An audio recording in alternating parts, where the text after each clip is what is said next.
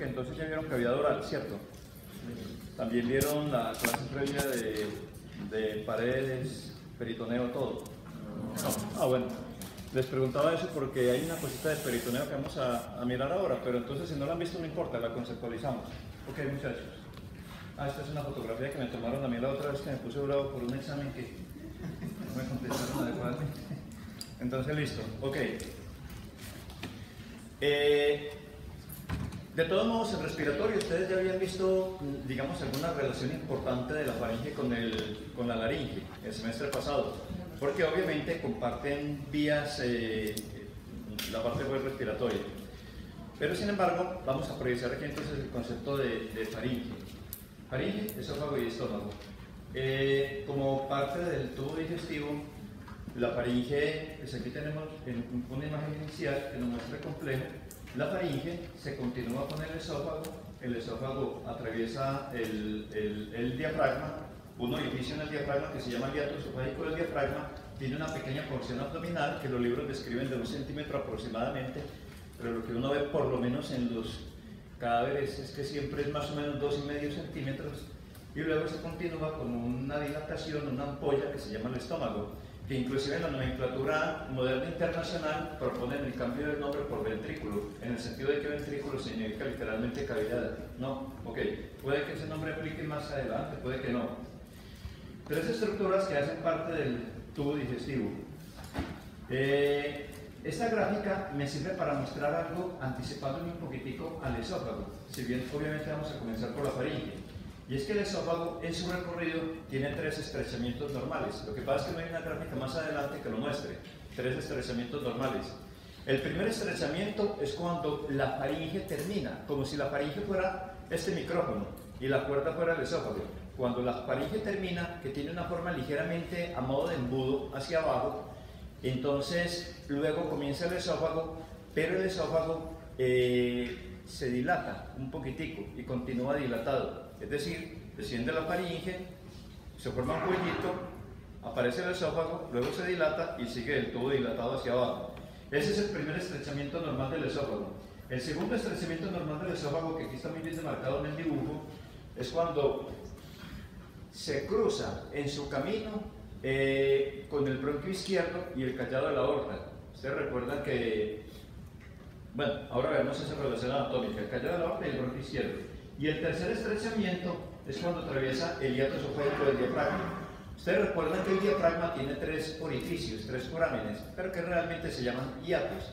2 de ellos legítimos hiatos, otro no. Uno es el hiato para que pase el esófago, que es el hiato esofágico del diafragma, el otro es el hiato para la vena cava inferior, y el otro es un mal llamado hiato, y es el espacio por donde atraviesa la aorta. ¿Por qué? Porque ustedes recuerdan que la aorta que atraviesa plegada a la columna vertebral, a la región, pues a la columna vertebral por delante, literalmente por delante de la columna vertebral, el diafragma, los manojos, digamos, las fibras derechas y las fibras izquierdas se entrecruzan y forman los pilares derecho e izquierdo del diafragma. Al formar el pilar derecho y el pilar izquierdo del diafragma, supongamos que yo soy la columna vertebral, al formarse los pilares derecho e izquierdo, se forma una zona triangulada que es realmente por donde pasa la aorta. Entonces uno hablaría legítimamente del hiato esofágico del diafragma y del hiato para la vena cava inferior. Listo. Ok. Hablemos algunas cositas de la faringe entonces. La faringe es un espacio dividido en 3 pisos, digámoslo así, en términos generales, como si no hubiera el ascensor de la facultad, pero realmente el ascensor no existiera, estaría el hueco en el primer piso, el hueco en el segundo piso y el hueco en el tercer piso. Esos 3 pisos, esos 3 espacios que se continúan linealmente, entonces se llaman sucesivamente de arriba hacia abajo, nasofaringe, orinofaringe, orofaringe, bucofaringe y laringofaringe. De tal manera que la faringe realmente está comenzando literalmente en la base del cráneo. Ustedes recuerdan, aquí tenemos, como para que nos ubiquemos en esta imagen de perfil, la silla turca del hueso esfenoides, pero ustedes recuerdan que el hueso esfenoides se extiende hacia atrás y hacia abajo y se fusiona con la apófisis basilar del occipital. Y entre el esfenoides, el cuerpo del esfenoides y la apófisis basilar del occipital forman un área en declive, y esa área en declive se llama la cliva o el clivus. justamente ese viene a ser, sería literalmente el techo de la faringe, inmediatamente por delante de ¿qué? Del foramen magno occipital, porque obviamente el foramen magno occipital se estaría comunicando con el foramen de la primera vértebra. Entonces la faringe, tanto la faringe como el esófago lo vamos a ubicar por delante de la columna vertebral. Repito, teniendo por techo básicamente la cliva o el clivus, que es formado por la apófisis basilar o el proceso basilar del occipital y el cuerpo del esfenoides. Ese sería realmente el techo y por lo tanto estaría inmediatamente por delante de las primeras vértebras cervicales. Ok, entonces, como comenzaría por delante del foramen magno occipital, este sería el clivus, o sea, aquí tendríamos la fusión entre la apófisis basilar del occipital y el cuerpo del esfenoides, y este sería realmente el techo de la faringe. Imaginen la faringe extendida hacia abajo, por delante de las primeras vértebras. Pero resulta que la faringe básicamente está conformada, como es un espacio, tiene unas paredes, ese espacio. Y esas paredes están conformadas por 3 músculos, obviamente 3 músculos por partida doble, es decir, 3 al lado derecho y 3 al lado izquierdo. Y esos músculos se llaman constrictores, superior, medio e inferior, constrictores de la faringe.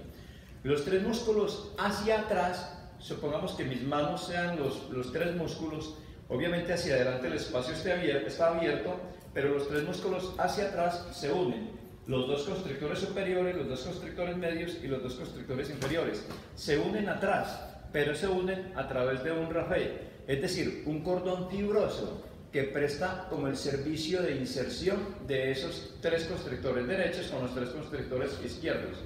Ese rapé parte, obviamente se tiene que insertar en algún sitio, parte, recordemos de nuevo el foramen magno occipital, que serían los cóndilos del occipital, el cóndilo del otro lado, pues articulándose con la primera vértebra. Por delante de los cóndilos del occipital, en este arquito que se forma por delante del foramen magno occipital, hay un tubérculo. Recuerden que un tubérculo es una prominencia relativamente grande con respecto al tamaño de un hueso, a diferencia de una apófisis o proceso. Una prominencia relativamente pequeña, perdón, a diferencia de una apófisis o proceso, que sería una prominencia relativamente grande. Entonces aquí hay un tubérculo, es decir, una prominencia relativamente pequeña. Y ese tubérculo que hay aquí, en este arquito anterior del foramen magno occipital, se llama el tubérculo faríngeo. ¿Y por qué se llama el tubérculo faríngeo? Porque precisamente ahí se inserta ese rapé, ese cordón fibroso que desciende como este cable, donde se van a insertar hacia atrás los 3 músculos constrictores de un lado y los 3 músculos constrictores del otro lado. Para que sigamos hablando un poquitico, o sea, aquí tendríamos el foramen magno occipital, este es el clivus o la cliva, que sería el techo literalmente de la faringe, por supuesto cubierto por otros tejidos, y esta zona justamente en la mitad de la parte anterior de este arco del foramen magno occipital, esa prominencia sería el tubérculo faríngeo. Es entonces un detalle anatómicamente muy pequeñito, pero clínicamente pues muy importante, muy grande, porque ahí inserta el rapé. O anatómicamente pequeñito, pero es una importancia enorme, igual anatómica de todos modos. Ok, entonces, parte del rapé hacia abajo para servir de inserción a los 6 músculos constrictores, los 3 de un lado y los 3 del otro lado. De tal manera que por detrás ya sabemos cómo se insertan los constrictores. ¿Cómo se insertan? Hacia los lados, anterolateralmente, porque por supuesto hacia adelante dijimos que los constrictores no se cierran, dejan un espacio abierto. Ya poníamos el ejemplo como del ascensor de la facultad, pero faltando el ascensor y que esté únicamente el hueco en los 3 pisos. Hacia adelante está abierto. Entonces, ¿dónde se inserta? Anterolateralmente, hacia el lado derecho y hacia el lado izquierdo. Recordemos un huesito que se llama el hueso hioides. El hueso hioides, ustedes recordarán que es el único hueso del cuerpo humano que no se articula con ningún otro hueso. Sí se articula, pero con los cartílagos, con el cartílago tiroides. Y recuerdan que el hueso hioides tiene hacia adelante una zona que se llama el cuerpo, unas prominencias al lado y lado del cuerpo hacia arriba, que se llaman las astas menores o superiores, y unas prominencias largas hacia atrás, que se llaman las astas mayores. Vamos a tenerlo como referente porque ahí es lugar de inserción de algunos de los constrictores. Y recordemos también en la laringe el cartílago tiroides y el cartílago cricoides, la membrana cricotiroidea entre los dos. Y recordemos que el borde anterior del cartílago tiroides, que hacia arriba va a constituir el punto de partida de la escotadura tiroidea, que normalmente llamamos la nuez de Adán o manzana de Adán. Hacia los lados se extiende como dos láminas, que se llaman las láminas tiroideas justamente.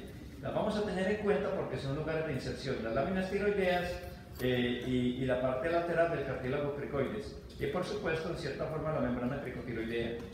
Pero tenemos que también recordar un detallito aquí importante. Ustedes se acuerdan, muchachos, del esfenoides, el huesito es en forma de mariposa que tanto vimos en neuro, que tanta importancia tuvo en endocrino, porque es el lugar donde está la silla turca, etcétera y etcétera. Y ustedes recuerdan que esa mariposita, ese esfenoides, oides en forma de esfenomariposa, ese hueso en forma de mariposa, aparte de tener sus 4 alas y su cuerpo, tiene también unas paticas. ¿Recuerdan cómo se llaman las paticas del esfenoides? Apófisis pterigoides, o en nomenclatura internacional moderna, procesos pterigoideos. Los procesos pterigoideos, recuerden entonces que cada proceso pterigoideo tiene 2 alas, un ala medial y un ala lateral. Aquí tenemos el proceso pterigoideo del lado izquierdo.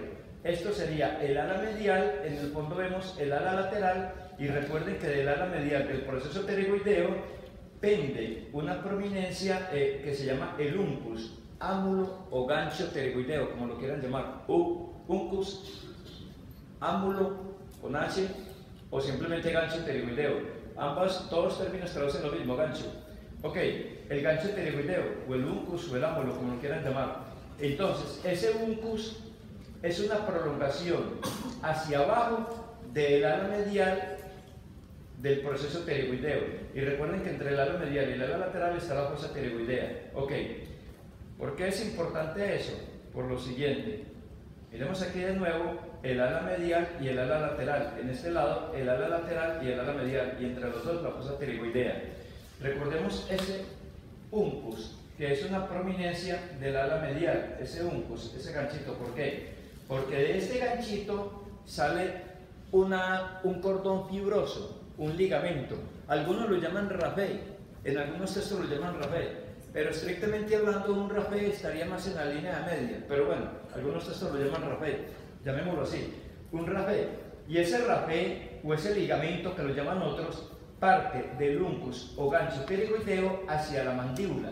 Recuerden que este es el cuerpo de la mandíbula que se prolonga hacia atrás hasta la región del ángulo de la mandíbula.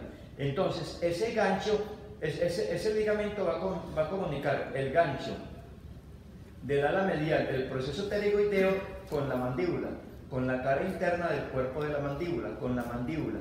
Lo va a comunicar. Y ese rapé se llama rapé pterigomandibular. Ese rapé pterigomandibular es importante también y lo tenemos que tener en cuenta porque para las inserciones de los músculos constrictores, el constrictor superior específicamente, listo. Entonces recapitulemos. Ala medial del proceso pterigoideo, uncus, ámulo o gancho, que es una prolongación hacia abajo del ala medial. De ahí parte un rapé hacia la mandíbula, que se llama rapé pterigomandibular. Listo. Por otro lado, recordamos también el hueso hioides con sus astas menores y sus astas mayores. Y por otro lado, recordamos el cartílago tiroides literalmente encaramado sobre el cartílago cricoides a través de la membrana cricotiroidea. Y recordamos las láminas laterales del cartílago tiroides. ¿Todo esto para qué? Para que entonces hablemos de las inserciones de los músculos constrictores, superior, medio e inferior. Miren el constrictor superior. Atrás viene ¿de dónde? Ya lo dijimos, de este rapé. Este rapé que une los dos constrictores superiores, los dos constrictores medios y los dos constrictores inferiores, que como ustedes ven se solapan un poquitico, el de abajo sobre el de arriba y el de más abajo sobre el de la mitad, se solapan un poquitico. Entonces este sería el rapé, la inserción por detrás, que procede, repito, del tubérculo faríngeo, entonces en la parte anterior del arquito del foramen magnum occipital. Listo. Hacia los lados entonces, aquí vendría entonces el músculo constrictor superior y esto que tenemos aquí es justamente ese rapé o ese ligamento pterigomandibular. Miren aquí el proceso pterigoideo, esta es el ala lateral. Recuerden que el rapé no viene del ala lateral sino del ala medial, específicamente del uncus, que es una prominencia del ala medial y que termina en la parte interior, en la cara interna de la mandíbula. Ese rapé entonces, junto con el gancho o el uncus y parte de la porción de abajo, de la porción inferior, del ala medial del proceso pterygoideo, son los lugares de inserción del músculo constrictor superior de la faringe. Miren que aquí hay una cosa importante. Ese rapé está sirviendo también para que por delante se inserte este musculito. ¿Recuerdan cómo se llama este músculo, muchachos? El buccinador. Y recuerden que el buccinador, aunque no es un músculo masticatorio y por lo tanto es de la mímica facial y por lo tanto inervado por el facial, sí contribuye a la masticación, pero sin ser masticatorio. Es decir, cuando ustedes les hablan de la fisiología de la masticación, van a ver cómo el buccinador va a permitir que de alguna manera se guarde un poco de alimento entre esa región y las arcadas dentarias, etcétera, en algunos momentos del proceso de la masticación. Pero entonces, ya dijimos, es inervado por el facial y aquí va a tener un lugar común de inserción con el constrictor superior. Listo. Constrictor medio. El constrictor medio, miren aquí entonces el cuerpo del ilioides, hacia atrás el asta mayor del ilioides y hacia arriba, oculto aquí el asta menor del ilioides. ¿Oculto por quién? Por un músculo que se llama el músculo genioideo, que sería este que hay acá. Ya vieron el piso de la boca, ¿cierto? Ok, el músculo genioideo. Pero hacia atrás, estos manojos, estas fibras que vienen, corresponden al constrictor medio. ¿Dónde se va a insertar el constrictor medio? Entonces se va a insertar en el asta menor y en el asta mayor del ilioides. Sencillo, asta menor y asta mayor del ilioides. Y el constrictor superior, y el constrictor inferior, perdón, que es este que tenemos aquí abajo. Recuerden que también habíamos referenciado entonces la lámina lateral del cartílago tiroides, la membrana cricotiroidea y el cartílago cricoides, en toda esa región lateral y a modo oblicuo. Ahí se van a insertar, aquí hay una línea en el ala lateral del cartílago tiroides. Ustedes recuerdan que una línea es un alto relieve pero muy bien definido, a diferencia de una cresta que es un alto relieve pero no definido. ¿Recuerdan eso? ¿Cierto? Entonces hay una línea, ustedes lo ven en el anfiteatro y se ve perfectamente la línea. Es un alto relieve bien trazadito. Esa línea es precisamente para que se inserte el constrictor inferior de la faringe. Esa línea desciende en forma oblicua de arriba hacia abajo, viene y de atrás hacia adelante. Entonces, y permite entonces la inserción sobre esa línea del músculo constrictor inferior y hacia abajo sobre el cartílago cricoides. Ok. Como donde termina el cartílago cricoides comienza la tráquea, igual donde termina la faringe comienza el esófago. O sea que tanto la tráquea como la faringe, como si fueran una escopeta de doble cañón, si yo le recorto al tubo respiratorio, le recorto la laringe y al tubo digestivo, le recorto la faringe y dejo solamente tráquea y esófago, yo aquí cometí un lapsus, perdón, no me digan, tráquea y esófago, donde termina la laringe comienza la tráquea, donde termina la faringe comienza el esófago. Corrijo ahí un lapsus de ahora. Entonces, la tráquea y el esófago, a modo de escopeta de doble cañón, tienen un referente anatómico muy importante, que es la sexta vértebra cervical. Esos referentes son claves porque ustedes tienen que de todos modos interpretar, ver imágenes, en fin.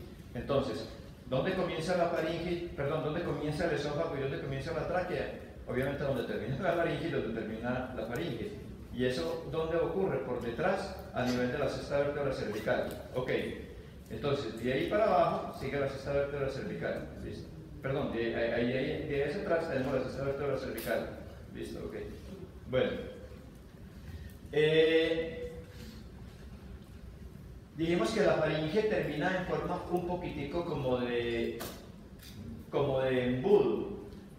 Y a partir de ahí parte del esófago. No tan cilíndrico como lo vemos aquí. Recuerden, desciende la faringe, forma una especie de embudito, hay un cuellito, luego se dilata de nuevo ese tubo para continuar como esófago y sería el primer estrechamiento de la faringe.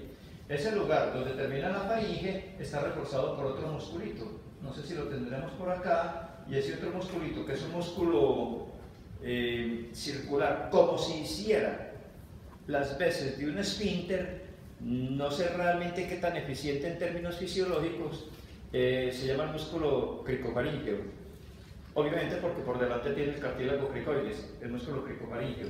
Y realmente ese músculo cricofaríngeo, que es como si fuera una prolongación del constrictor inferior, el que finalmente se va a continuar con el esófago hacia abajo. si nosotros quitamos los músculos constrictor superior, medio e inferior de la faringe de un lado, observamos lo que habría en el fondo. Y entonces tendríamos lo siguiente: arriba nasofaringe, en la mitad orofaringe o bucofaringe y abajo laringofaringe. La nasofaringe, lo que ustedes están viendo aquí, recuerden que serían los cornetes cubiertos obviamente por mucosa, y aquí estaría el paladar que separa el techo de la boca y el piso del área nasal. Recuerden que si atrás los cornetes, recuerden que los cornetes están delimitando los meatos y que si atrás los meatos van a terminar en las cobanas. Entonces, la porción de la faringe que está inmediatamente por detrás del área nasal es justamente la que se llama nasofaringe o rinofaringe.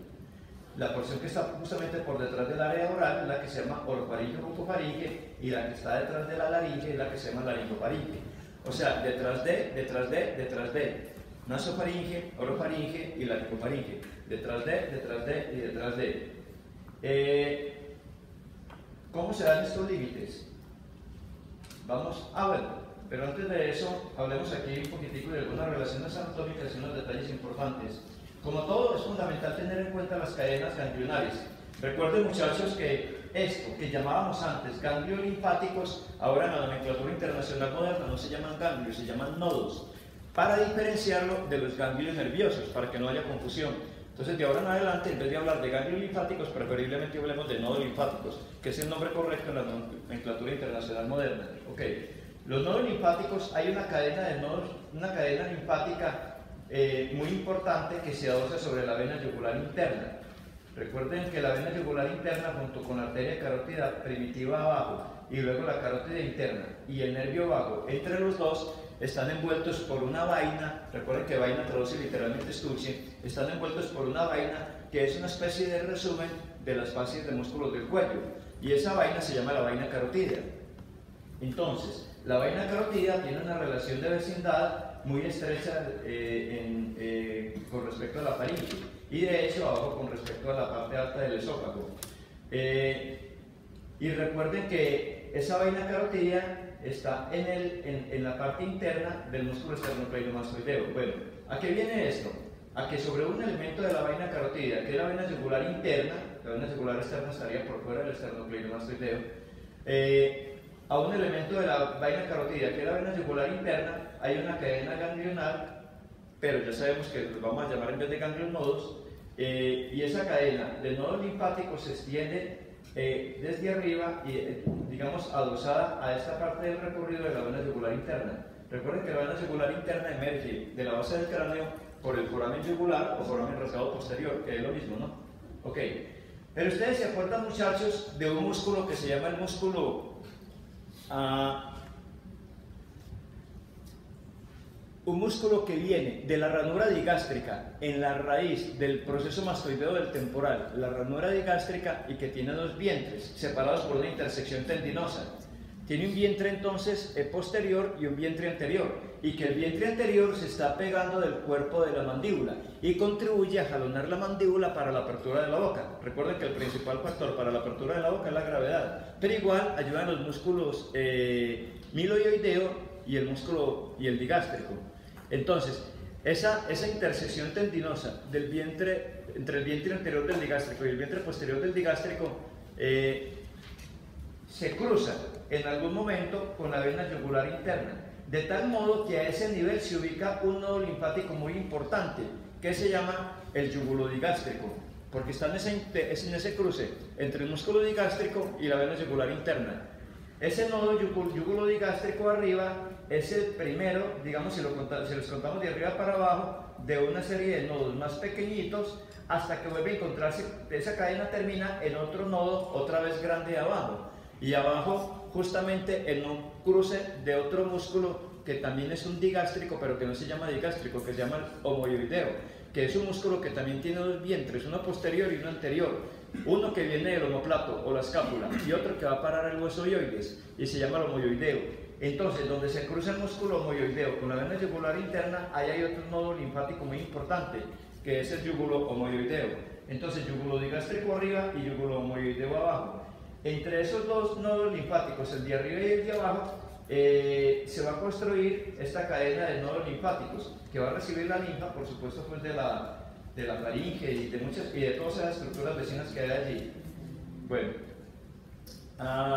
recordemos también, por supuesto, muchachos, la glándula tiroides. Recuerden que la glándula tiroides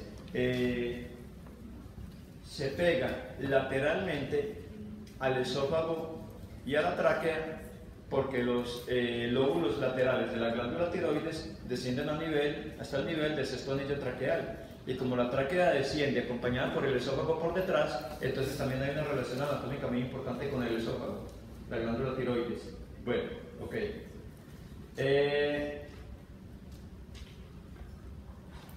Que va a inervar, aquí nos falta un musculito que aquí lo tenemos. Recuerden una cosa, muchachos, que vieron en movimiento y postura, el proceso estiloideo del temporal. Recuerden que el proceso estiloideo es importante porque entre el proceso estiloideo y la mastoides está el foramen estilomastoideo, por donde sale el nervio facial. Entonces recordemos el proceso estiloideo del temporal. Y ese proceso estiloideo del temporal es origen de tres músculos muy importantes: estilotal, estilotal, estilotal, estiloideo, estilogloso y estilofaringio. Aquí nos importa el músculo estilofaringio. Entonces, del proceso estiloideo desciende un músculo que es el estilofaringio, cuyo origen es en el proceso estiloideo, pero la inserción propiamente dicha es como en esa interfase donde se solapan el músculo constrictor medio con el constrictor superior. Obviamente, como aquí arriba es el origen y aquí abajo la inserción propiamente dicha, el músculo tira hacia arriba y hacia los lados. Deducirán ustedes que tendrá que ver en el momento de la deglución, o en fin. Deduzcan ustedes, muchachos. Bueno, ¿qué tendríamos nosotros por detrás de la faringe? Obviamente la columna vertebral, pero no peladita, obviamente con los músculos prevertebrales y las fascias que cubren esos músculos. De tal manera que entre la faringe y las fascias de los músculos prevertebrales hay un pequeño espacio, y ese espacio se llama el espacio retrofaríngeo. Tiene importancia clínica porque imagínense qué ocurriría si de pronto se formara un absceso a ese nivel, por ejemplo, ¿no? Entonces tengan en cuenta el espacio retrofaríngeo, que estaría, repito, entre los músculos constrictores y obviamente los músculos prevertebrales hacia atrás. Bueno muchachos, entonces, ¿qué limita por delante? Aquí tenemos entonces la faringe, el espacio con los tres pisos, y aquí se continúa el esófago, que se ve colapsadito a comparación de la tráquea. Recordemos como techo el cuerpo del esfenoides y parte del proceso basilar del occipital, o sea, la zona que se llama cliva o clivus. En ese techo de la faringe hay una amígdala, que es la amígdala faríngea. Ustedes recuerdan una amígdala faríngea grande, que ese proceso se llama adenoides, creo que lo vieron en el respiratorio. Hay otras amígdalas que se llaman las amígdalas tubarias, que se conforman alrededor de la desembocadura de la tuba faringotimpánica, llamada antes la trompa de Eustaquio. Recuerden que la nomenclatura internacional moderna elimina los epónimos. La tuba faringotimpánica. Ok, la desembocadura, el foramen faríngeo de la tuba faringotimpánica, entonces lo tenemos justamente en la nasofaringe. Recordemos que ese foramen está contorneado por dos pliegues, uno adelante y uno hacia atrás, que parten de una prominencia en la parte alta. Esa prominencia en la parte alta se llama el torus tubario. Recuerden que torus traduce literalmente eminencia, algo que se levanta, algo que protruye. Entonces el torus tubario. Y a partir de ese torus tubario se forma hacia adelante un pliegue que va a ir a caer al paladar, que se llama el pliegue salpingo-palatino, y hacia atrás un pliegue que va a ir a caer a la pared lateral de la nasofaringe, que se llama el pliegue salpingofaríngeo. Si nosotros disecamos la mucosa, en sendos pliegues hay músculos, o sea, el músculo salpingopalatino y el músculo salpingofaríngeo. Recuerden que la nomenclatura anatómica internacional elimina las raíces griegas y se queda solamente con las raíces latinas. Sin embargo, algunas raíces griegas se siguen utilizando. Por ejemplo, la raíz latina, que es la que se debe utilizar para hablar de trompa, para hablar, por ejemplo, de un tubo, como la trompa de Falopio o la trompa de Eustaquio, es tuba. Entonces se llama la tuba uterina o la tuba faringotimpánica. Sin embargo, porque este pliegue se llama salpingo palatino y salpingo faríngeo, porque salpingo tiene que ver con la raíz, pero la raíz griega. que en este caso pues se utiliza porque, de pronto porque tal vez por eufemismo, no sé, porque suena mejor decir salpingofaríngeo que tubofaríngeo, me imagino. Pero, entonces, en ese sentido, se da licencia para que se utilice la raíz griega. ¿Listo, muchachos? Detrás del receso salpingofaríngeo hay una depresión, y esa depresión, detrás del receso, no, perdón, del pliegue salpingofaríngeo hay una depresión, y esa depresión se llama el receso faríngeo. Receso faríngeo. Ok, bueno. ¿Dónde termina la faringe hacia abajo? Si prolongo imaginariamente el paladar hacia atrás con un plano imaginario, entonces ese sería el límite de la nasofaringe con la orofaringe, que es lo que seguiría de ahí hacia abajo. ¿Y dónde terminaría la nasofaringe hacia adelante? Recuerden que este borde es el borde posterior del tabique nasal. Recuerden que la parte posterior del tabique nasal está conformado por la lámina perpendicular del etmoides que se sobrepone con el hueso vómero. Entonces, y por delante, pues por el cartílago septal. Pero esa parte posterior del tabique nasal, si yo trazo un plano perpendicular, o sea, esta es la parte posterior del tabique nasal, si trazo un plano perpendicular a ese borde posterior del tabique nasal, ese plano entonces sería el límite entre la nasofaringe y el área nasal. O sea, ¿con qué se comunicaría inmediatamente? Pues por un lado con la coana izquierda y con el otro lado con la coana derecha. O sea, estaría limitando realmente con las coanas. Y el punto de referencia sería el borde posterior del tabique nasal. Ok, vámonos para la orofaringe. ¿Y en la orofaringe qué tendríamos entonces? Aquí tendríamos entonces el receso faríngeo, el pliegue salpingofaríngeo y el pliegue salpingopalatino. Ok, vámonos entonces para la orofaringe. Ustedes recuerdan, ya vieron cavidad oral, ustedes recuerdan el istmo de las fauces. Si yo veo a una persona con la boca abierta y con un bajalenguas, pues no todo lo que estoy viendo es boca, el fondo es faringe y es orofaringe, ya lo sabemos claramente. Recuerden la úvula, el velo del paladar, el pilar anterior del velo del paladar y el pilar posterior, y entre los dos la fosa donde está la amígdala palatina. Pilar anterior y pilar posterior, o pliegue palatogloso y pliegue palatofaríngeo, y entre los dos la amígdala palatina. Recuerden que la lengua tiene una porción, esta porción que en reposo sería la porción superior, que se llama realmente el dorso de la lengua, porque la lengua yo la levanto para hablar o para deglutir, y en ambos casos al levantarla, esa porción que inicialmente es superior se torna posterior, y como se torna posterior le llamamos el dorso de la lengua. Luego tenemos el surco terminal de la lengua, y a partir de ahí la lengua forma un declive hacia atrás. Ese declive se llama la región posterior. Posterior y dorsal son sinónimos, pero en este caso no. En este caso separamos el término dorsal para separarlo del término posterior, que es la forma del declive de la lengua. ¿De acuerdo? Entonces, ¿cómo se conforma el istmo de las fauces? Siguiendo el contorno de la úvula, recordemos muchachos, el paladar, el pilar anterior del velo del paladar, no el posterior, sino el anterior. El pilar anterior del velo del paladar, cruzo la lengua por esa interfaz entre el dorso y la parte posterior y llego al pilar anterior del velo del paladar del otro lado. Y ahí hacia atrás todo lo que tenemos es faringe. Por lo tanto, la amígdala palatina no queda en la boca, queda en la faringe, queda en la orofaringe, es parte de la orofaringe, no de la boca, estrictamente hablando, ¿no? Ok. De tal manera que en esta visión por detrás tenemos entonces claro los tres pisitos: la nasofaringe, la orofaringe delimitada por el istmo de las fauces, y abajo la laringofaringe.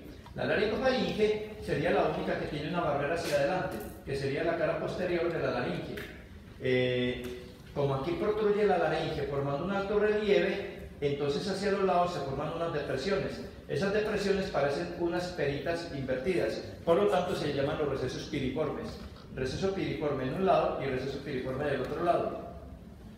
Recordemos entonces que aquí tendríamos nosotros el cartílago cricoides, la membrana cricotiroidea, y por detrás estarían caramelitos los dos cartílagos aritenoides. En la punta del cartílago aritenoides tendríamos entonces el cartílago corniculado. Luego se va a formar una membranita, esto lo vieron ustedes en respiratorio, entre el cartílago aritenoides y la epiglotis, que se llama la membrana aritenoepiglótica, y sobre la membrana aritenoepiglótica tenemos el otro cartílago al lado y lado, que se llama el cartílago cuneiforme. Todo eso constituye pared anterior de la faringe, siendo obviamente laringe, pero constituiría pared anterior de la faringe. Ok, listo muchachos. Continuamos con el esófago. ¿Quiénes inervan los tres músculos constrictores? Básicamente son unos plexos, pero son unos plexos formados por el décimo par, esencialmente. El esófago. Entonces, este sería el músculo constrictor inferior por detrás de la laringe y como una especie de prolongación o de interfaz entre el constrictor inferior y el inicio del esófago, este músculo que sería el músculo cricofaringeo, que obviamente se llama crico por la relación que tiene por delante con el cartílago cricoides. Y a partir de ahí entonces sigue el esófago. ¿Y el esófago que tenemos? Es un tubo que mide aproximadamente unos 25 centímetros de longitud, que comienza en el cuello, atraviesa el tórax y llega al abdomen, y atraviesa parte mínima dentro de la cavidad abdominal. O sea, tiene una porción cervical, una porción torácica y una porción abdominal. Cervical sí y no, porque realmente es como esa interfaz entre el cuello y el tórax, pero digamos que tiene una porción torácica y una porción abdominal. Está conformado por dos músculos superpuestos, un músculo superficial que tiene fibras longitudinales y que está cubriendo una capa interior conformada por un músculo circular. Obviamente sobre esa capa interior está la submucosa y la mucosa, pero entonces habría un músculo circular en su interior cubierto por fuera por un músculo longitudinal. Esta ventanita nos permite precisamente diferenciar el músculo longitudinal del músculo circular. Miren lo que les decía aquí, el contacto con el bronquio izquierdo, donde se formaría un estrechamiento que este dibujo no lo tiene. No tiene ni el estrechamiento superior ni el estrechamiento medio. No tiene una disposición recta, realmente forma, digamos, unas curvas caprichosas en su recorrido. Por ejemplo, al principio, cuando del cuello se introduce al tórax, apunta hacia la derecha. Luego se centra otra vez a nivel de la quinta vértebra torácica. Obviamente estoy exagerando con mi mano esas curvas que forman, pero al principio hacia la derecha, está dirigido hacia la derecha. Luego se centra y alcanza el centro a nivel de la quinta vértebra torácica. Y luego de que alcanza el centro a nivel de la quinta vértebra torácica, se dirige hacia la derecha, dije yo, hacia la derecha para acá, hacia la derecha. Luego alcanza el centro a nivel de la quinta vértebra torácica y luego se dirige hacia la izquierda y hacia adelante para encontrar el hiato esofágico del diafragma por donde va a emerger. Y obviamente su recorrido está, digamos, adherido por una serie de tabiques fibrosos a esa banda fibromuscular que cierra la tráquea y los bronquios principales por detrás.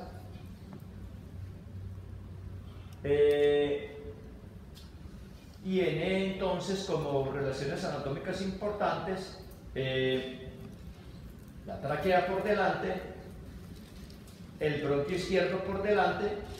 Recuerden que la división de la tráquea ocurre aproximadamente en el límite entre el mediastino superior y el mediastino inferior, es decir, trazando un plano imaginario entre el ángulo de Lewis o el ángulo external y la articulación entre L4 y L5 hacia atrás. Entonces, de ahí para abajo ya no tiene, por supuesto, pues a la tráquea por delante. La arteria aorta, inicialmente el callado aórtico lo aborda lateralmente y luego se hace posterior. Ok, tal como lo tenemos entonces acá. La aorta va a buscar el orificio por donde pasa inmediatamente por delante de la columna vertebral entre los dos pilares, en tanto que el esófago gira hacia adelante y hacia la izquierda para encontrar el hiato en el diafragma y atravesar el hiato en el diafragma, donde se cumple el tercer estrechamiento. En su recorrido, recuerden nada más la relación con, perdón, me devuelvo hasta aquí, qué pena muchachos, con los nervios laringeos recurrentes en la parte inicial. Recuerden que los laringeos recurrentes o laringeos inferiores del vago, el derecho da la vuelta por el callado aórtico y el izquierdo da la vuelta por la arteria subclavia izquierda. y entonces para volverse recurrente. Recuerden que recurrente es que da un giro y volviera como en reversa del lugar de donde viene, eso significa recurrente. Y entonces estos nervios laringeos recurrentes van a abordar entre ese canal que está entre la tráquea por delante y el esófago por detrás, para llegar a la laringe y inervar la cuerda vocal inferior, entre otras cosas. Es importante tener esa referencia anatómica con los nervios laringeos recurrentes porque además los laringeos recurrentes inervan la primera porción del esófago. Y esa primera porción del esófago tiene musculatura estriada, o sea, no es involuntario del todo el esófago, la musculatura esofágica. Esa primera parte tiene musculatura estriada y es inervada precisamente por los laringeos recurrentes. Entonces ahí está la zona que hablábamos de ese presunto esfínter, etcétera, ¿no? Bueno, finalmente entonces el esófago, ¿quién irriga el esófago, muchachos? ¿Quién se imagina ustedes que irriga el esófago en la parte de arriba? Qué pena, me devuelvo de nuevo hasta acá. Si la glándula tiroides está pegada literalmente a la porción lateral del esófago por arriba y a la porción lateral de la tráquea, y la glándula tiroides está irrigada, entre otras cosas, por la arteria tiroidea inferior. La arteria tiroidea inferior, recuerden que procede del tronco tirocervical que nace de la arteria subclavia. La arteria tiroidea inferior, sus ramas se anastomosan con ramas de la arteria tiroidea superior que procede de la carótida externa. Pero básicamente la arteria tiroidea inferior va a irrigar el esófago y va a irrigar el esófago en la parte alta, digamos en la porción superior. Es una relación de vecindad, entonces listo, aproveche para irrigar el esófago. ¿Quién irrigará la faringe? Recuerden que hay una rama de la arteria carótida externa que se llama la arteria faríngea descendente. Es la principal arteria que irriga la faringe, entre otras ramitas por ahí que surgen. Pero digamos que es la principal arteria. Recuerden que la carótida interna no da ninguna rama en el cuello, ni la carótida primitiva. Solamente son ramas de la carótida externa. Okay. Entonces la arteria tiroidea inferior, que procede del tronco tirocervical que nace de la subclavia, va a irrigar la parte superior del esófago. ¿Quién irriga la parte media del esófago? Digamos toda la porción torácica del esófago. Unas 3, 4, a veces describen 5 ramas directas de la aorta torácica. Obviamente las arterias bronquiales, por esa relación tan estrecha que tiene sobre todo con el bronquio izquierdo. ¿Y quién irriga la porción abdominal del esófago? Entonces, la porción abdominal del esófago tiene una doble irrigación. Miren, aquí está el entrecruzamiento de los pilares del diafragma y por aquí por delante de la columna vertebral emerge la arteria aorta, la aorta descendente que se hace de aorta torácica a aorta abdominal. Las primeras ramas que da la arteria aorta descendente son un parcito a la derecha y a la izquierda, y ese par van a irrigar el diafragma por debajo. Se llaman las arterias subfrénicas o infradiafragmáticas, como las quieran llamar, o subdiafragmáticas.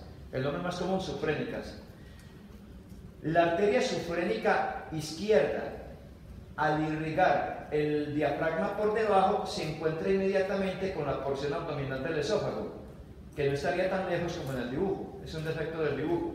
Entonces aprovecha para irrigar la porción abdominal del esófago, la arteria subfrénica izquierda. Pero también otra arteria que se llama la gástrica izquierda, que se llamaba antes coronaria estomáquica, de la cual vamos a hablar enseguida. Entonces aquí tenemos nosotros el esófago cuando penetra en la cavidad abdominal y se convierte en estómago. El pequeño recorrido antes de convertirse en estómago. ¿De dónde recibe inervación? Pues recibe inervación parasimpática a través de los nervios vagos y simpática, pero básicamente la parasimpática tenemos en cuenta lo siguiente: los nervios vagos derecho e izquierdo, a aproximadamente los 2/3 inferiores del esófago, se anastomosan en forma muy profusa, generando literalmente una malla que cubre el esófago tanto por delante como por detrás, de tal manera que aquí no se podría hablar de nervios vagos derecho e izquierdo, ya son ramas de ambos, generando una malla muy rica.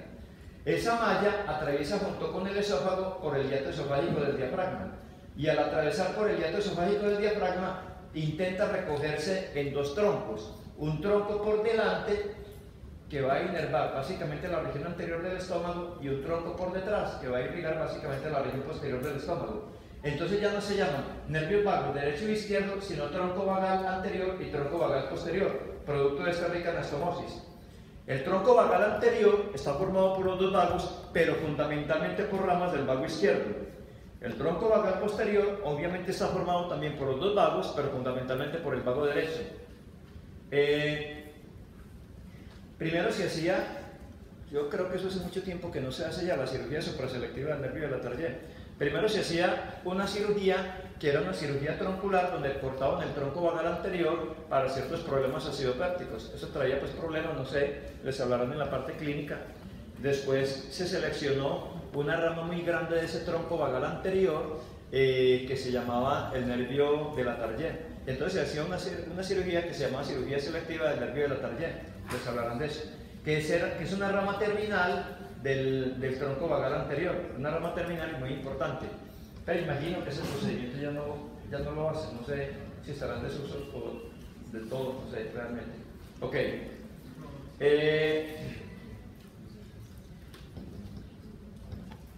¿Quién drena, muchachos, la sangre del esófago a nivel del tórax? Entonces, ¿qué se les ocurre? Claro, la acicos. ¿Y quién drena el esófago entonces a nivel más alto, en la primera parte? Si es irrigado por las arterias tiroideas inferiores, Blanco es gallina lo pone, ¿dónde drena la sangre? A las venas tiroideas inferiores, básicamente, lo mismo. Recuerden que a veces es una sola vena tiroidea inferior que recoge los lóbulos de sangre de los lóbulos derecho e izquierdo. A veces se forman las dos venas tiroideas inferiores, pero igual sea a la vena o a las venas tiroideas inferiores, básicamente drena la sangre. Y a nivel torácico, pues en las ácicos y hemiácicos.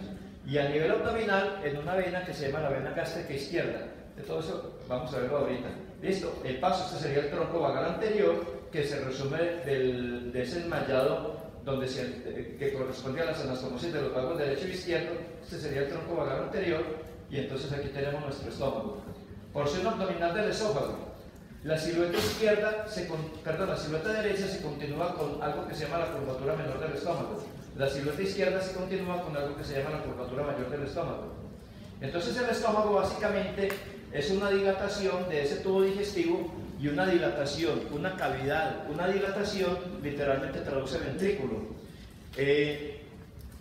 Entonces el estómago se está conformado, esa dilatación, esa ampolla, está conformada entonces por una pared anterior, por supuesto una pared posterior que sería la de atrás, que tenemos ahí, que lo estamos viendo ahí, y entre las dos paredes una curvatura hacia arriba y hacia la derecha y otra curvatura grande hacia abajo y hacia la izquierda. La curvatura que mira hacia arriba y a la derecha es entonces cóncava, mira como hacia la cara visceral del hígado y se llama la curvatura menor del estómago. La curvatura que mira hacia abajo y hacia la izquierda es convexa y es mucho más grande y se llama la curvatura mayor del estómago. Entre las dos curvaturas se conforman las paredes anterior y la pared posterior. Ahora, la silueta izquierda del esófago se continúa con la curvatura mayor, pero forma entonces una excavación. Recuerden que una excavación en el borde de un hueso o en el borde de una víscera se llama siempre como escotadura. Entonces esa curvatura va a formar una escotadura que se llama la escotadura gastroesofágica. Pero como la primera porción del estómago, si yo cortara, le pegara un tijeretazo aquí y quitara el esófago del estómago y quedara solamente el reborde, ese reborde se llama el cardias o la región cardial. Por esa razón, esa escotadura se puede llamar también una escotadura cardioesofágica. Entonces la podemos llamar cardioesofágica o gastroesofágica. Ok. Esa región cardial, junto con el esófago que llegó ahí, van a conformar un esfínter, que realmente anatómicamente no es un esfínter. Un esfínter está conformado por un músculo circular. Ustedes saben que nosotros tenemos dos sistemas de puertas. Unas puertas que son puertas con valvas que baten, que se llaman válvulas. Y otro sistema de puertas que no tienen valvas que baten, por lo tanto no son válvulas, sino que son simplemente un músculo circular, que si se contrae impide el paso de, y si se relaja permite el paso de, básicamente. Entonces esas compuertas que son músculos circulares se llaman esfínteres. Aquí hay un esfínter que realmente es un mal esfínter, porque anatómicamente no lo es. Fisiológicamente un tanto, pero anatómicamente no, porque realmente no es un reforzamiento de la musculatura circular a ese nivel, sino más bien, irónicamente, de la musculatura longitudinal. Es un mal esfínter, pero de todos modos tiene alguna funcionalidad que permite evitar es decir, que trata de evitar el reflujo cuando el estómago hace sus movimientos de macerado, entonces para que no regurgite alimento al esófago. Ese esfínter entonces se llama el esfínter cardioesofágico o esfínter gastroesofágico. Como esta porción distal del esófago, la que atravesó por el hiato esofágico del diafragma, una vez llega a la cavidad abdominal, se dilata, es decir, ¿qué hace? Este es el diafragma y este es el hiato esofágico del diafragma. Es como si comprimiera la porción distal del esófago, de tal manera que cuando el esófago ya avanza hacia el abdomen, por debajo del diafragma, se dilata un poquitico. Y al dilatarse, forma como un embudo pero invertido. Entonces, donde comienza esa dilatación, es decir, justamente en el hiato esofágico del diafragma, es el tercer estrechamiento normal del esófago. Ese embudo invertido es la porción abdominal del estómago, del esófago, perdón. Y esa porción abdominal del esófago se llama infundíbulo esofágico, porque infundíbulo traduce literalmente embudo. Donde ustedes ven que una estructura anatómica se llama infundíbulo es porque tiene forma de embudo.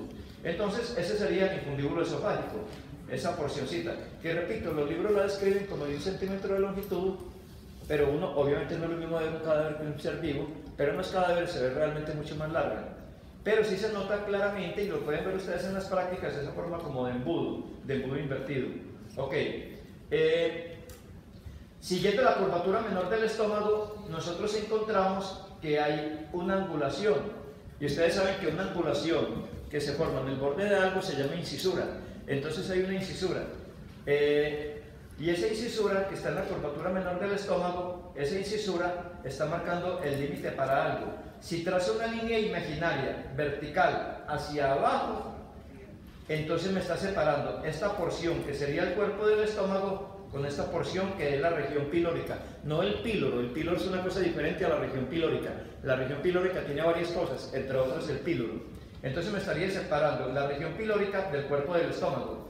¿El cuerpo del estómago llegaría hasta arriba? No.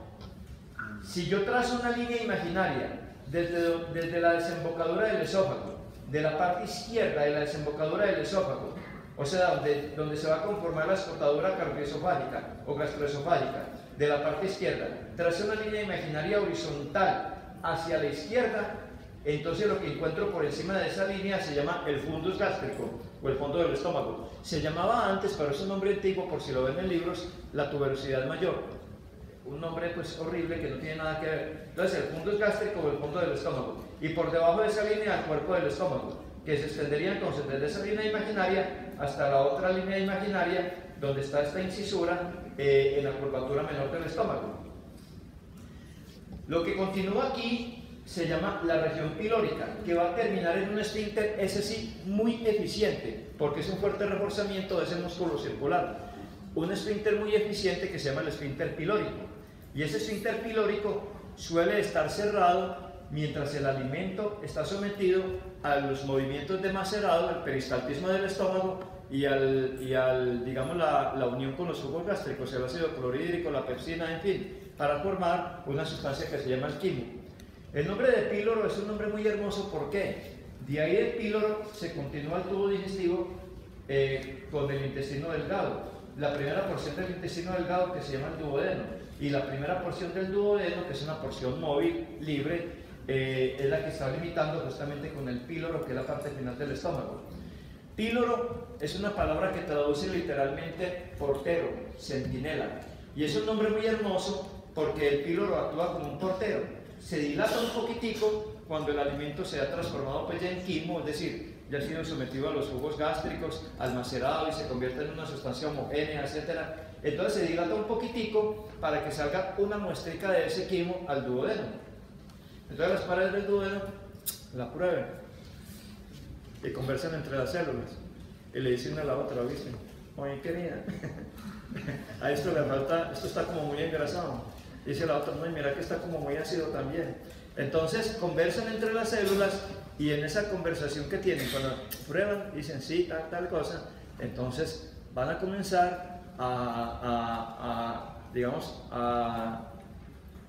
comienza un juego de hormonas que van a ir a parar a la vesícula biliar, al páncreas, etcétera, para que se descarguen las sustancias que ellos producen y, por ejemplo, emulsifiquen las grasas, llegue el factor bicarbonato del páncreas para que neutralice el pH, etcétera, y etcétera. Pero entonces, la función del píloro, y por eso se llama portero o centinela, o sea, píloro, es justamente permitir primero que salga una muestrica y cuando ya está todo listo, entonces se abre plenamente para que se vacíe todo el estómago, todo el contenido gástrico, en el duodeno.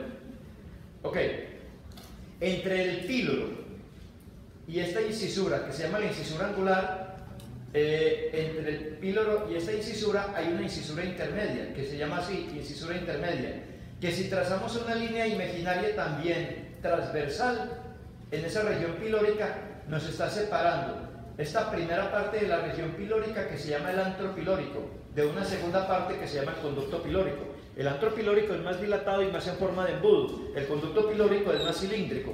Entonces, total que la región pilórica yo la puedo dividir finalmente en tres partes. El antro pilórico, que está entre la incisura angular y la incisura intermedia. El conducto pilórico, que está entre la incisura intermedia y el píloro. Y el píloro, que es la porción final, que es el esfínter eficiente del que estamos hablando. Ok. De otro lado, yo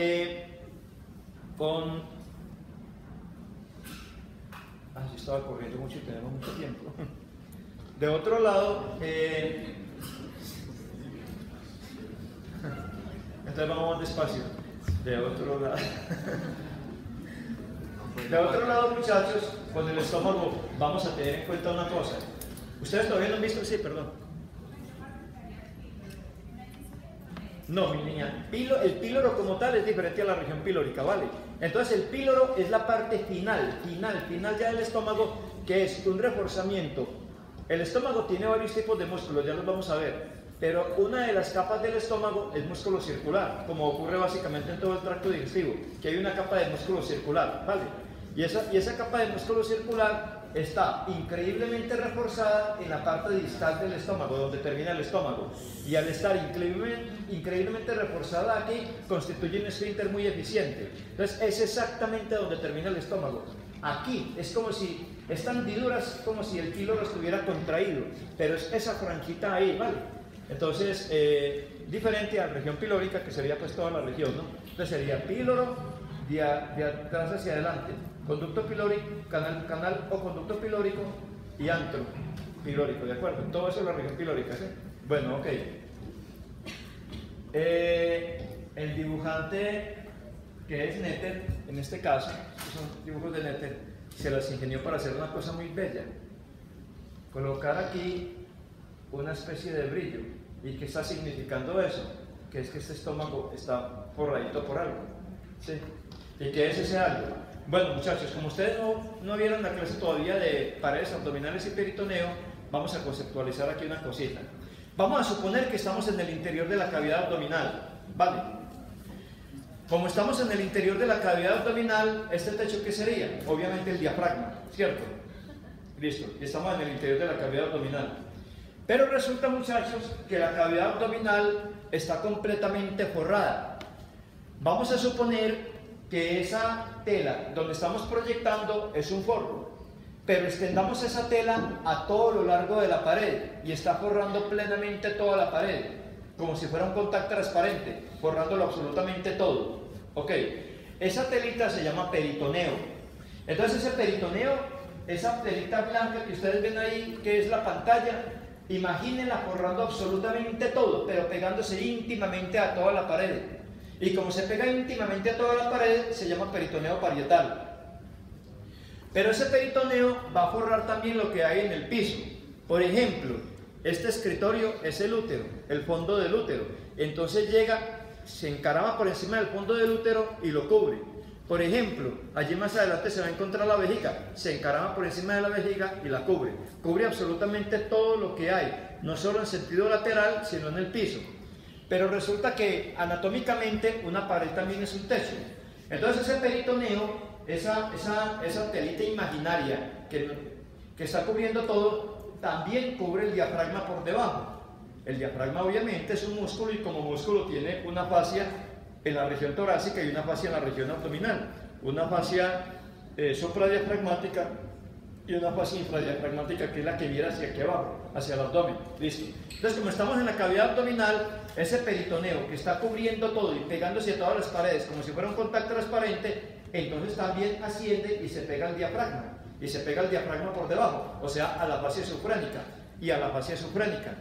Pero resulta que, si esta es la cavidad abdominal, entonces, muchachos, ahí está el ombligo de la persona, atrás de la columna vertebral. Si esta es la cavidad abdominal, entonces, la parte del peritoneo que está tapizando todo, pegándose a la pared con un contacto transparente y que se está pegando a la base sufrénica por debajo, se encuentra con la parte del peritoneo que también ascendió y se pega a la fascia sufrénica. ¿Vale? Total que aquí en la mitad, recuerden que este techo sería el diafragma, entonces aquí en la mitad se encuentra la banda del peritoneo que viene por este lado y la banda del peritoneo que viene por este lado. ¿Llego a entender hasta aquí? Sí, bueno, listo. Cuando se encuentran las dos bandas de peritoneo que se están pegando a la fascia sufrénica, hacen lo siguiente.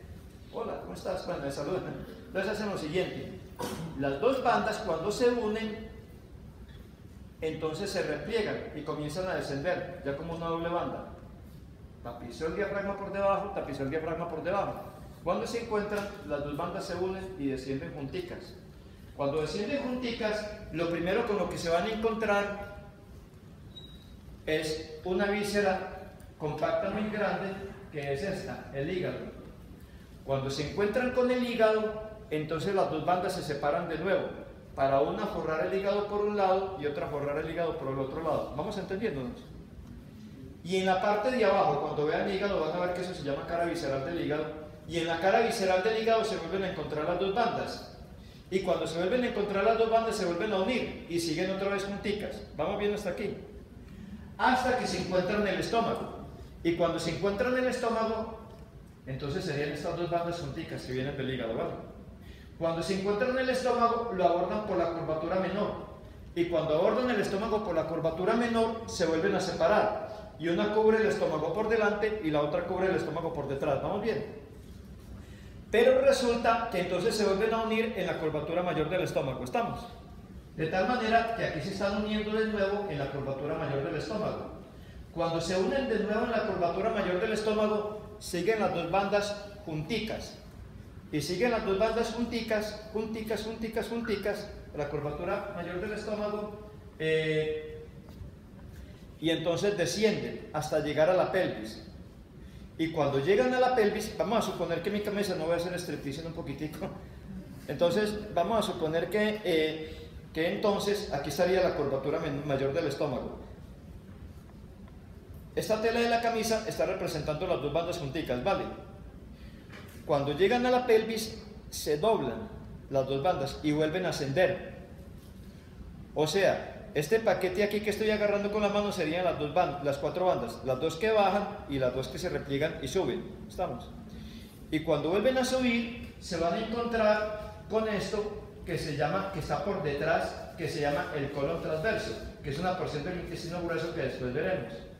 Cuando se encuentran con el colon transverso, vamos a suponer que este es el colon transverso, entonces las dos bandas que vienen se separan de nuevo para abrazar al colon por encima y abrazarlo por debajo, ¿vale? Cuando abrazan al colon por encima y lo abrazan por debajo, se vuelven a unir después por detrás del colon. Y cuando se vuelven a unir después por detrás del colon, avanzan hacia la pared abdominal y se pegan en la parte posterior de la pared abdominal. Pero en su recorrido, ese peritoneo va encontrándose con otra víscera y con otra víscera y con otra víscera.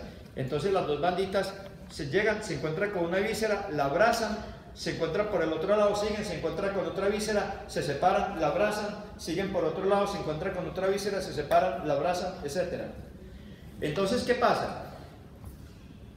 El peritoneo lo podemos dividir en dos porciones, una porción que se llama de peritoneo parietal y otra porción que se llama el peritoneo visceral. El peritoneo visceral no es más que la continuación del peritoneo parietal. El peritoneo parietal es lo que se pegó como un contacto transparente a todas las paredes, incluyendo el diafragma por debajo.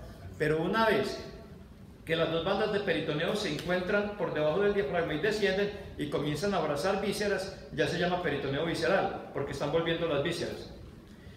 Dicho sea de paso, esa banda de peritoneo, esas dos bandas de peritoneo que descienden del diafragma y se van a encontrar en primera instancia con el hígado, reciben el nombre de ligamento falciforme o ligamento suspensorio del hígado.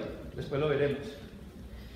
Entonces, y dicho sea de paso, si esta camisa es el peritoneo y abraza una víscera y luego sigue esta banda de peritoneo y van a abrazar otra víscera, miren que estas dos vísceras quedaron unidas por la banda de peritoneo, el peritoneo que abrazó esta víscera y luego el que va a abrazar la otra víscera. Esos segmentos de peritoneo que unen una víscera con otra reciben un nombre, se llaman ligamento, diferente obviamente al concepto de ligamento, movimiento y postura, ligamento, aumento o epiplomo, y el nombre más adecuado es epiplomo. Entonces se habla de epiplones, que es lo mismo que ligamento u aumento. Pero cuando es una porción de peritoneo que no está uniendo una víscera con otra, sino que uno une una víscera pero con la pared abdominal, por ejemplo, miren lo que dijimos del colon transverso, llegaba la porción de peritoneo, llegaban las dos bandas de peritoneo, abrazaban el colon, se separaban para abrazar el colon transverso por arriba y por debajo, ¿cierto? Luego por detrás del colon transverso se vuelven a unir las dos bandas para avanzar hacia la parte posterior del abdomen.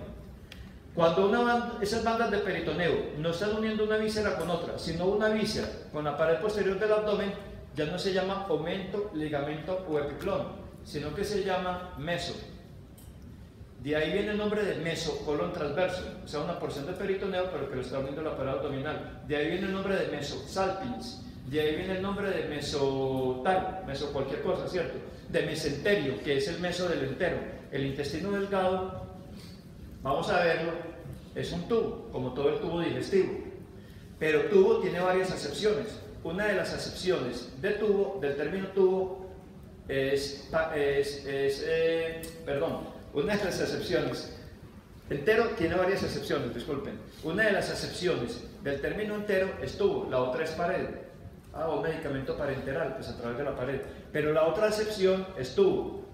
Entonces, como tubo traduce entero, o entero traduce tubo, entonces cuando uno habla del mesenterio, está hablando del meso del entero. Y en ese caso, el término entero y el término tubo se restringe a intestino delgado. Todos son tubos, pero convencionalmente se restringe a intestino delgado. Entonces, cuando uno habla de entero, se está refiriendo a intestino delgado. Es diferente hablar de una enteritis a hablar de una colitis. ¿Listo, muchachos?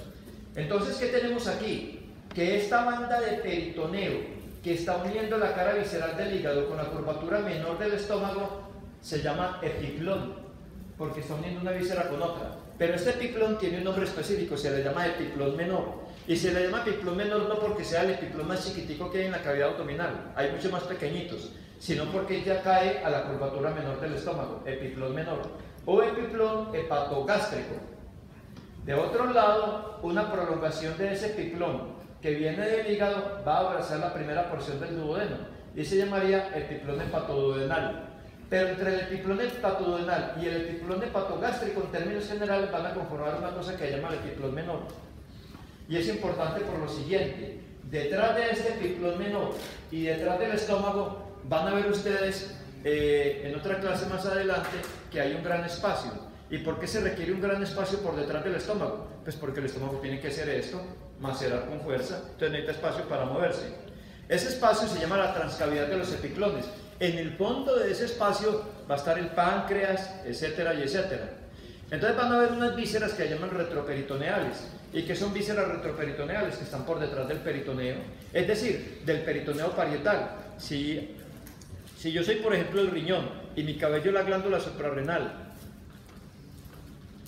y esa extremidad superior es el uréter de este riñón, entonces ¿qué pasa? El peritoneo que venía forrando la pared forra también la pared posterior del tórax, pero llega y se encuentra con el riñón que está pegado a la pared y no lo envuelve, sino que simplemente lo tapiza por delante junto a la glándula suprarrenal y junto al uréter, los tapiza por delante y continúa. Por lo tanto, este riñón, esta glándula suprarrenal y este uréter quedaron por detrás del peritoneo y por eso se llaman vísceras retroperitoneales. O las que están abajo, como el útero y la vejiga, sobre todo el útero, se llamarían subperitoneales. Entonces las vísceras extraperitoneales se llaman retroperitoneales y subperitoneales. Pero aquí viene este cuento, que entonces la transcavidad de los epiclones es un espacio que hay por detrás de la cara posterior del estómago y del epiclón menor, y es un espacio que en el fondo está limitado por el peritoneo que cubre vísceras retroperitoneales. Pero bueno, ya lo verán ustedes después. De otro lado, cuando se unen las dos láminas del epiclón, del peritoneo, perdón, de nuevo, y se amarran, se fusionan las dos en la curvatura mayor del estómago y descienden las dos hasta literalmente hasta la pelvis, para después, para doblarse y volver a subir, forman como una especie de delantal. Y por eso a eso se le llama el delantal de los epiclones. Pero tiene también otro nombre, epiclón mayor o delantal de los epiclones. Y ese delantal de los epiclones, la parte posterior cuando asciende, es la que se separa de nuevo para abrazar el colon transverso. Como abraza el colon transverso, que mírenlo aquí, inmediatamente debajito de la curvatura mayor del estómago. O sea, esto que hay aquí amarillito es el epiclón mayor. ¿Por qué se ve amarillo? Porque está lleno de grasa, tiene grasa pegada. Pero es esta misma banda de acá, solo que aquí es mucho más grande y llenita de grasa. Esto es el epiclón mayor, y así lo ven ustedes. Desciende y da la vuelta y vuelve a ascender. Y como al ascender se va a topar con el colon transverso y se van a separar las dos láminas para abrazarlo por encima y por debajo. Y por detrás del colon transverso se van a fusionar de nuevo las dos láminas para llegar aquí a la pared posterior del abdomen. Entonces la cavidad abdominal uno la puede dividir en dos grandes compartimientos. Un compartimiento que está por encima del colon transverso y de este meso, que se llama el mesocolon transverso, que se llama compartimiento supramesocólico. Y otro compartimiento que es todo lo que hay por debajo, que se llama compartimiento inframesocólico. Vale, ¿me hice entender aquí, muchachos, o no? Sí, bueno, listo, ok. De otro lado, en esta imagen, pues con contraste, estamos viendo que las cosas no son tan bonitas como cuando nos las muestran en dibujitos con todo muy clarito. Obviamente el estómago hace peristaltismo, aquí está haciendo peristaltismo, y aquí ¿qué estamos viendo? Justamente el píloro, mejor dicho, no lo estamos viendo. Y como no lo estamos viendo porque está muy contraído, apenas hay un orificio, aquí presumimos que está el píloro, justamente ese músculo circular en la parte final del estómago. ¿Qué sigue aquí? La primera porción del duodeno, que será tema de la próxima clase, que radiológicamente se llama bulbo duodenal porque forma un bulbo. Recuerden que un bulbo es una ampolla, una dilatación, bulbo duodenal. Listo. El estómago, a diferencia del resto del tracto digestivo, no tiene dos capas de músculos musculares, sino tres capas musculares. ¿Por qué? Porque la función del estómago es contraerse muy bien, en todos los sentidos, para macerar el alimento y revolcarlo bien con ese jugo gástrico, con el ácido clorhídrico y la pepsina, entre otras. Entonces el estómago requiere, para poder moverse en todos los sentidos, no dos, sino tres capas de músculos. Una capa, no digamos una primera, digamos una capa profunda, una intermedia y una superficial. La superficial es la misma superficial que hay en todo el tracto digestivo, músculo longitudinal. La intermedia es la misma que es la profunda en el resto del tracto digestivo, que tiene solamente dos capas, o sea, músculo circular. Pero en este caso la más profunda es un músculo que tiene una disposición oblicua. Lo que pasa es que este músculo oblicuo, que aquí lo tenemos mejor, miren aquí estas ventanas que abrimos. Este músculo oblicuo, que es el más profundo, este músculo oblicuo, miren que luego seguiría el músculo circular y no tenemos aquí el longitudinal, que iría en este sentido, sentido longitudinal. Este músculo oblicuo realmente no está presente en todo el estómago. Es abundante alrededor de la porción donde se da la unión cardioesofágica. Y básicamente se hace abundante hacia la pared anterior y la pared posterior, pero al principio de la pared anterior y al principio de la pared posterior. Sobre este músculo oblicuo, sobre esta capa oblicua, se extiende la capa circular. Y la capa circular sí ocupa todo el órgano, todo el estómago. Aquí hay ventanas abiertas, pero todo es pura capa circular, que se refuerza aquí enormemente para formar el píloro. Aquí tendríamos el duodeno y aquí el reforzamiento de la capa circular para formar el píloro, el portero, el centinela. Y sobre la capa circular, la más superficial de todas, aquí tenemos entonces la capa oblicua, que es muy abundante a nivel de la escotadura cardioesofágica y se extiende lateralmente, lateralmente en cuanto al estómago, pero por sus caras anterior y posterior, luego la capa circular que ocupa todo el órgano, y superficial. A la capa circular tenemos la capa longitudinal, que la capa longitudinal, al igual que la oblicua, tampoco ocupa todo el órgano. La capa longitudinal se extiende básicamente sobre la curvatura menor y sobre la curvatura mayor. Listo. Todo eso contribuye pues a que el estómago tenga movimientos de macerados muy eficientes. Aquí obviamente se continuaría el píloro con la primera porción del duodeno que ustedes verán en la próxima clase, que es una porción móvil, libre, porque está envuelta por peritoneos intraperitoneal, el resto del retroperitoneal, simplemente para indicar que el resto del tubo digestivo sigue de nuevo solamente con dos capas, una capa profunda circular y una capa superficial longitudinal. Ok, listo muchachos. Esta línea estaría indicando la región cardial, el orificio, la primera porción del estómago, que sería ese orificio, que sería el orificio cardial, que une literalmente el esófago con el estómago. Y en el interior del estómago vamos a encontrar una capa mucosa bastante gruesa, bastante eficiente para protegernos del ácido clorhídrico. Es especialmente diseñada para eso. Y esa capa mucosa bastante eficiente, bastante gruesa, tiene una particularidad. Es bastante irregular, tanto en el fondo como en el cuerpo, como en la región pilórica, pero sobre todo en el cuerpo. Pero hacia la región de la curvatura menor es organizada y va formando como unos canales, que se llaman los canales gástricos, que contribuyen biomecánicamente al avance del alimento hacia la región pilórica. Entonces los canales gástricos, la región de los canales está sobre la curvatura menor, pero el resto de la capa mucosa es bastante irregular. En esta imagen sagital, en este dibujo de este corte sagital, tenemos entonces el diafragma aquí arriba, en rojito, el peritoneo, cubriendo el diafragma por debajo, el peritoneo que se está extendiendo por toda la pared, pegándose a la pared, uniéndose con el peritoneo que viene del otro lado, y entre los dos, formando dos láminas que descienden, abrazan el hígado. Entonces se separan de nuevo las dos láminas, una por delante y otra por detrás. Por debajo del hígado se unen de nuevo las dos láminas, descienden, se encuentran con el estómago, y entonces se separan de nuevo las dos láminas para abrazarlo por delante y por detrás. En la curvatura mayor del estómago, que sería esta, se encuentran de nuevo las dos láminas. Y cuando se encuentran de nuevo las dos láminas, descienden las dos láminas juntas, casi hasta la pelvis, en parte de la pelvis, y vuelven a ascender las dos láminas juntas y se encuentran con el colon transverso. Se separan de nuevo para forrar el colon transverso por arriba y por debajo, y en la parte de atrás del colon transverso se unen de nuevo las dos láminas para avanzar hacia la pared del abdomen. Por lo tanto, esta porción de peritoneo que está uniendo víscera pero con pared ya no se llama epiplón sino meso, y en este caso mesocolon transverso, porque es el meso del colon transverso, y etcétera. Y luego el peritoneo sigue cubriendo y cubriendo y cubriendo otras vísceras, que las que quedan envueltas por peritoneo se van a llamar vísceras intraperitoneales. La cavidad peritoneal es todo lo que está por dentro del peritoneo parietal. Ok, muchachos. De tal manera que aquí atrás tenemos esto que llama la transcavidad de los epiplones. Y en esa transcavidad de los epiplones hay un detallito que tengo que mencionar, es que es el siguiente. Como aquí avanza el borde derecho del peritoneo, que es el epiplón menor, en este caso el epiplón hepatoduodenal, porque está agarrando específicamente la primera porción del duodeno, es como si yo en un acto quirúrgico pudiera introducir mi dedo por este huequito que hay aquí, y al introducir mi dedo encuentro por detrás la transcavidad de los epiplones.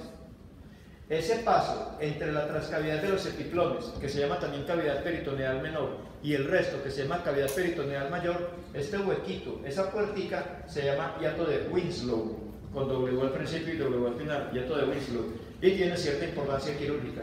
Ese epónimo sí manejémoslo, porque se maneja mucho cirugía. Ok. Esto entonces es el delantal de los epiplones. De nuevo, muchachos, el delantal de los epiplones, obviamente en un proceso quirúrgico, en una laparotomía exploradora, etcétera, se podría cortar el peritoneo, tocaría cortar el delantal de los epiplones. Aquí lo hemos quitado. Aquí tenemos de nuevo otra imagen con contraste, que muestra nítidamente los pliegues gástricos. Aquí estaría muy nítidamente la incisura angular, el límite entre el cuerpo del estómago y la región pilórica. Aquí estaría la incisura intermedia, que es el límite de la región pilórica, el límite entre el antro pilórico y el conducto pilórico, y aquí en el fondo el píloro, pero bien contraído, que precisamente no lo estamos viendo. El medio de contraste, entonces, alcanza a pasar por un orificio demasiado cerrado, demasiado pequeño, para encontrarnos con la primera porción del duodeno, que radiográficamente la llamamos bulbo duodenal. Y aquí arriba tendríamos entonces el fundus gástrico. ¿Por qué en una radiografía normal, muchachos, entre otras cosas, no con medio de contraste, sino normal, en una radiografía se vería aquí como una cámara de aire? Se vería una zona radiolúcida que indica que hay una cámara de aire. ¿Por qué? Pues el estómago es continuación del esófago, el esófago es continuación de la laringe, y la laringe está permanentemente comunicada con el exterior, bien sea a través de la boca o simplemente por la nariz. Quiere decir que podemos tener eventualmente aire adentro, así de sencillo. Pero el aire, ese aire que es normal, ¿por qué se atrapa aquí, en la región alta del estómago? Por una razón. ¿Qué hacen ustedes para elevar un globo? Calientan el aire y el globo se eleva, pónganle candelita y ya. Entonces el aire caliente se eleva. Obviamente aquí el aire se calienta a la temperatura corporal y se eleva y quedaría atrapado, no es que esto sea aire, no, pero quedaría atrapado aquí en el fundus gástrico, y por eso se ve eso que radiográficamente se llama la cámara gástrica, y por esa razón es que el aire está ahí, porque se eleva por calor, así de sencillo. Hay una arteria, aquí estaría entonces los dos pilares del diafragma, y ahí emerge la arteria aorta abdominal. Y aquí están dando entonces las dos arterias que se llaman arterias sufrénicas. La arteria sufrénica del lado derecho, izquierdo, entonces va a aprovechar para irrigar también la parte abdominal del esófago. Pero hay una arteria, ustedes van a ver que la aorta abdominal va a formar tres arterias impares, o sea que nacen hacia adelante. Una que nace derechito para adelante, otra que nace para adelante y hacia la derecha, y otra para adelante y hacia la izquierda, que se van a llamar arteria troncocelíaco, arteria mesentérica superior y arteria mesentérica inferior. Entre las tres, literalmente se reparten la marrana en cuanto a la irrigación de las vísceras abdominales. Y lo hacen topográficamente, siguiendo como una guía embriológica, ¿no? Entonces, la mesentérica superior, la parte alta de ese tracto digestivo en la región abdominal. La mesentérica, el tronco celíaco. La mesentérica superior, la parte intermedia, y la mesentérica inferior, la parte de abajo. El tronco celíaco va a dar tres ramitas. Esto lo hablaremos después, pero así por encima, para que hablemos de la irrigación del estómago. Dos ramas a la izquierda y una rama a la derecha. La rama de la derecha se va a llamar hepática común, y hay un momento donde la hepática común va a terminar dando entre algunas ramas terminales una que se llama la hepática propia, que apunta para el hígado, y otra que se llama la arteria gastroduodenal, que va a pasar por detrás de la unión píloro-duodenal o gastroduodenal, la gastroduodenal. Listo. Entonces repito, la hepática común, que se va a dividir en hepática propia, que apunta para el hígado, no nos importa ahora, y la gastroduodenal, que pasa por detrás de la unión píloro-duodenal, esa sí nos importa ahora. Esa gastroduodenal se va a dividir en otra que va a irrigar el duodeno y la cabeza del páncreas, que no nos importa ahora, y otra que sí nos importa ahora, que se llama la gastroepiploica derecha. Gastroepiploica porque va a irrigar tanto el estómago como el epiplón mayor, o sea, el delantal de los epiplones del que hablamos, que va a ir por la curvatura mayor del estómago. La gastroepiploica derecha, que recorre la curvatura mayor del estómago hasta la mitad, se va a anastomosar con la gastroepiploica izquierda. ¿Y de dónde sale la gastroepiploica izquierda? Volvamos al tronco celíaco. Aparte de la arteria hepática común, el tronco celíaco da otra arteria, que es una arteria que se va a dirigir al vaso. Miren aquí pasando por detrás del estómago para llegar al vaso, y se va a llamar la arteria esplénica. En nomenclatura anatómica internacional, ya el término esplénico focón, arteria lienal, porque el término esplénico se basa en una raíz griega y la nomenclatura internacional se basa en raíces latinas. Entonces vaso es lien, y la arteria esplénica, o sea del vaso, y la vena esplénica se van a llamar de ahora en adelante arteria lienal y vena lienal. Sin embargo, pueden seguir utilizando el nombre de esplénico, pero llamémoslo así con la nomenclatura internacional, la arteria lienal. Entonces la arteria lienal va a llegar al vaso, pero antes de desembocar en el vaso va a dar una rama que se llama la gastroepiploica izquierda. La gastroepicloica izquierda corona la curvatura mayor del estómago de izquierda a derecha y se encuentra con la gastroepicloica derecha que corona la curvatura mayor del estómago de derecha a izquierda. Entre las dos forman un arco, que es el arco de las gastroepicloicas, que van a irrigar tanto el estómago como el epiplón mayor. Recuerden que la gastroepicloica izquierda depende, sale de la lienal o esplénica que sale del tronco celíaco. La gastroepicloica derecha sale de la gastroduodenal que sale de la hepática común que sale del tronco celíaco. Eso en cuanto a la curvatura mayor. Igual hay un arco que corona la curvatura menor, que es dado por dos arterias que se anastomosan también en la mitad. Una se llama gástrica derecha y otra se llama gástrica izquierda. La gástrica derecha se suele llamar también arteria pilórica y la gástrica izquierda se llamaba antes, en nomenclatura más arcaica, la coronaria estomáquica.